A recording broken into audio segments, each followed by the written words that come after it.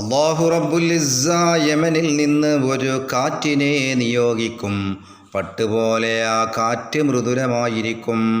അണുമണിത്തൂക്കം വിശ്വാസമുള്ളവരെയെല്ലാം ആ കാറ്റ് പിടികൂടും. ഒരാളെയും വിട്ടുകളയുകയില്ല. ആ കാറ്റ് വരുന്നതോടുകൂടെ ഈമാൻ അല്പമുള്ളവരൊക്കെ മരണപ്പെട്ടു പോകും. ദുഷ്ടജനങ്ങൾ മാത്രം ബാക്കിയാകും.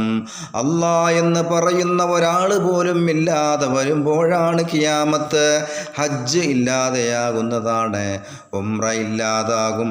കഴുതയെപ്പോലെ പരസ്പരം ഇണചേരും ജനങ്ങളെന്ന് പരിശുദ്ധ റസൂൽ. ആമിനാൻ്റെ മുത്തുമോൻ, അബ്ദുല്ലാൻ്റെ കൺമണി, അലിമാൻ്റെ പോറ്റുമണി, അഷ്റഫുൽ വറാ നബി മുഹമ്മദ് മുസ്തഫ സല്ലല്ലാഹു അലൈഹി വആലിഹി വസഹാബിഹി വസല്ലം. ഭൂമിക്ക് മുകളിൽ ആരും അല്ലാഹ് എന്ന്